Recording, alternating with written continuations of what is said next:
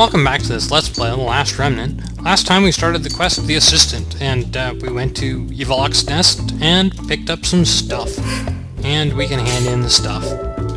Okay. And, quest done, right? Nah, he just disappears. And you have to leave the map and come back to get him to respawn. So I'll do that off screen. And this is one of those things that's just not very well described. I guess you would do the quest. And anyway, he's trying to brew some sort of love potion. He pays us all 400 gold for what we picked up. And then he wants more stuff. Fortunately, he doesn't actually want that much stuff. He only wants 2 Cosmos Sand, which is really nice because Cosmos Sand requires you to hunt down enemies. But anyway, back to Evolok's nest.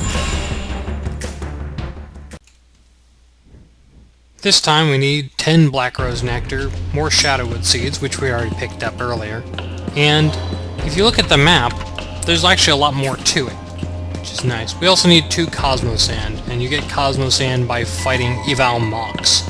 Not Eval Lock, Eval Mock. Okay, later. So 10 Black Rose Nectar. There are actually other places you can get it here in the cave.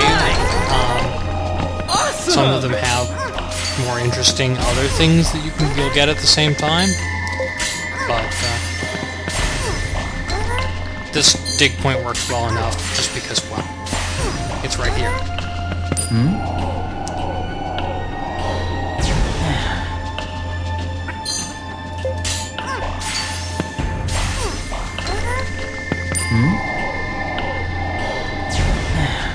Oh, come on, stop failing with your loot chances.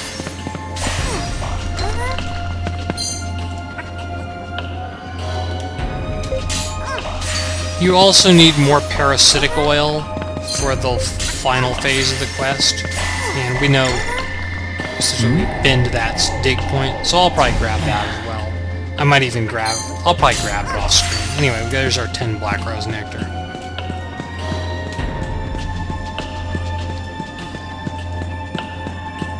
Now, if there's a butterfly up here, you're gonna have to go off into the... Come on out! Go back out to the map and come back. They actually kind of, I don't know, as far as I'm concerned, they screwed up. The Eval Mox you need to fight to get the Cosmos Sand don't always spawn. Okay, later. Oh, I'll just do this off screen.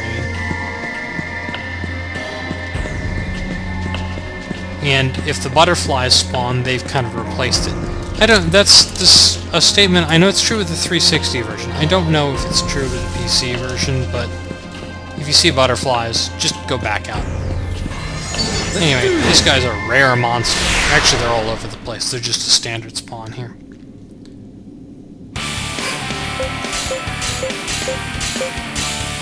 And, let's just say... Well, I guess he's gonna survive 1 round. I don't expect he'll be here.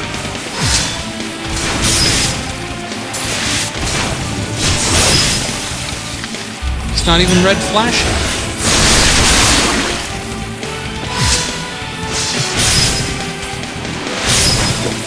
Ow. Is this guy actually gonna survive? I wouldn't call him hard, considering he can barely damage him. 800 damage, hello!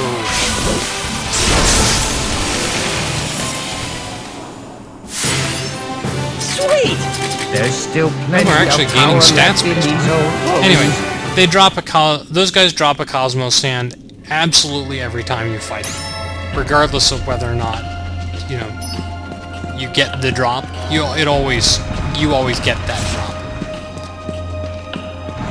And there are a couple of them scattered around here. Oh, freaking spiders. Come on out! Spiders back here. Okay, later. Some money. Yeah, that's always welcome.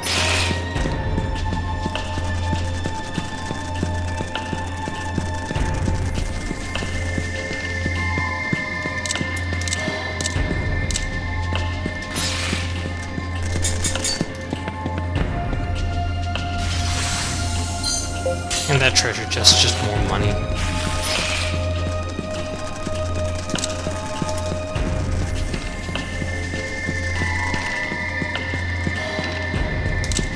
Here's a... Let's do this! They also sometimes burrow out of the ground.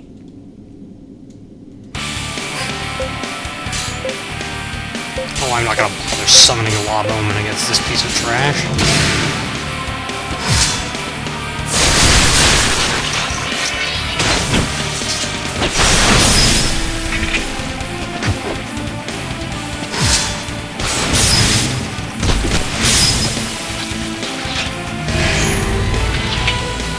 The only advantage to Irina learning psionics is that once she starts picking up things like Maledict and Addle, she actually does have an attack spell. It's the only one she learns, which really makes giving her the Night Bloom far more appealing, really, because even though she starts with very high intelligence, is sort of a mystic character by default. I must surpass my mother. We got Battle Rank 82 from that piece of junk. Anyway, and there's another eval mock here, but there's not really any point in fighting more than just the basic getting it done. So I'm gonna go up to that dig point, pick up a couple more parasitic oils, and then meet you back in Melfina. Did I mention this quest is tedious? Anyway, I didn't actually get quite enough parasitic oil, but I'll finish getting it off screen.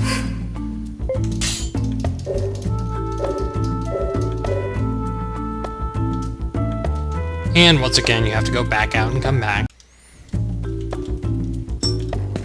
And of course it didn't work again. And he pays you an equally paltry amount and wants you to go get more crap.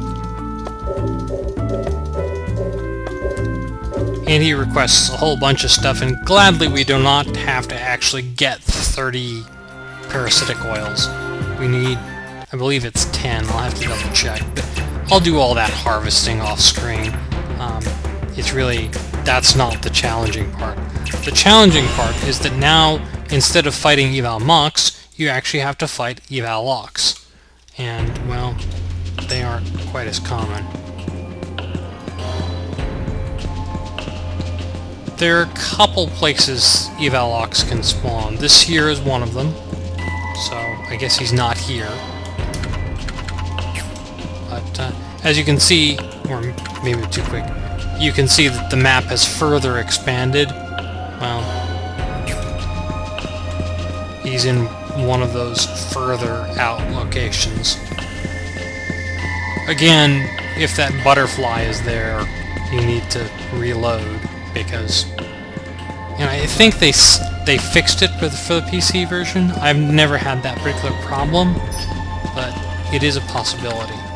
This circular area off to the right here, or well, in front of us, is another potential spawn point for our non-mock friend. Come on out! Okay, later. Okay, no, he's not there.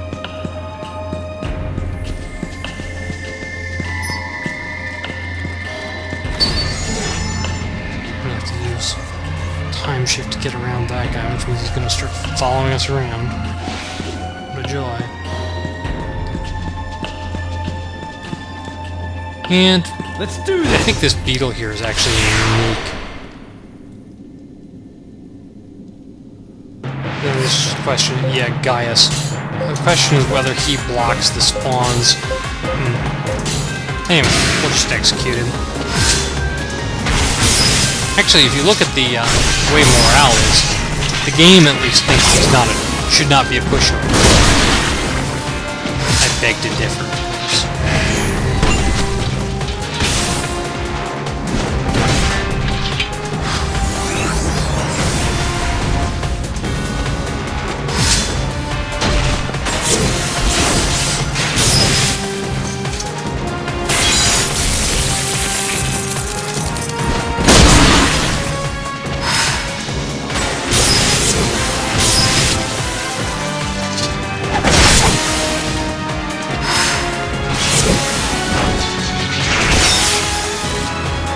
I think he survived 2 rounds. Guess it's more than we can say for most enemies around here.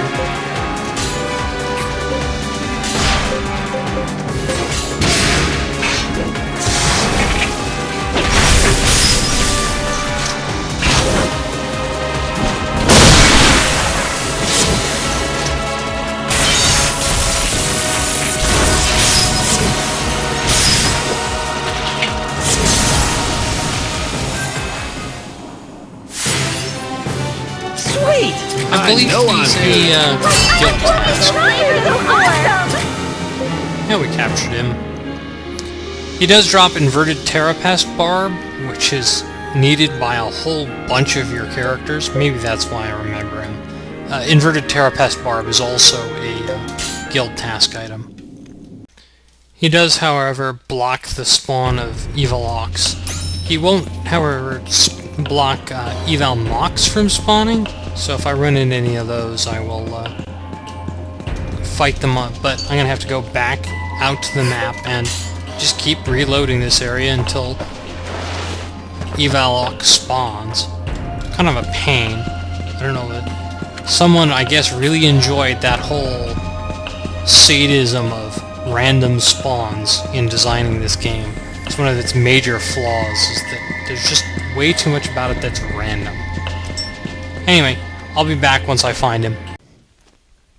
Not too hard to get this guy to spawn. I think there are only like 5 different spawn conditions here, but generally the indication that he's up is, well, there's one just down the hallway right here.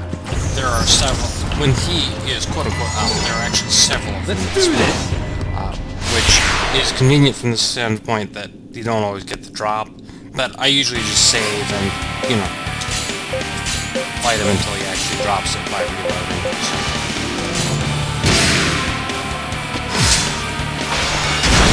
He's probably easier than the blocks, actually. Not that I don't think he's particularly challenging.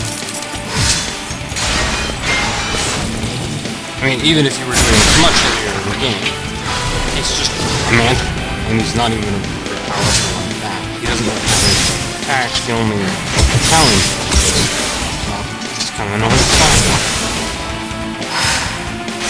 He does have a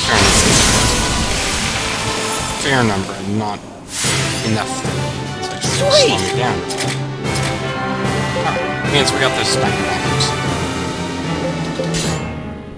You also need a couple of Eval Mox to complete this, and I'll just grab those off screen, you've seen those.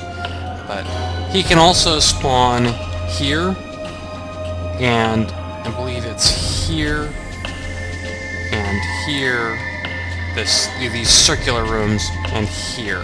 It's essentially in the circular rooms in the part of the map that have recently opened up, with the addition of a couple others. But I always just look for him at this one location right here, right by the entrance. So, off screen, I'm going to go find some Eval Mox and get that done, and then I'll meet you back at the pub in Melfina. When Eval Ox are up, Eval Mox are also up, so they're fairly easy to find. The thing I hate about this quest is it's more or less, well, that's what I've been doing to grind up on all this other garbage that I needed, so, you know, for all my weapon upgrades. So it's not really a change of pace to do it for the quest. Yeah, and again, you have to wait for him to come back, so... I wonder what it would be like to try and do a no-grinding version of this game. I don't think it would actually go out that well. Especially if you tried to do some of the optional endgame content. But... does he have more work for us? No, he's just handing us the final reward, which is this Divine Elixir, which is another sort of just collector's item. Mark of the Masochist, and some money. We're going to need 450,000 gold to complete one of the later quests, unfortunately. So, with the 2 upgrades to Nightbloom, that gives us sort of an anticipated bill of, well, 1,250,000 more than we've got right now, plus the cost of supplies. So, yeah, I'm going to have to grind for some more money, which is really a pain, but oh well. Fortunately, we get the 1,000,000, so I'm not too worried about it. Unfortunately, Baizé is part of a quest, so once we actually have to go and complete all the quests, we will no longer have access to him. Yeah, he's actually part of the first of a 2-quest series.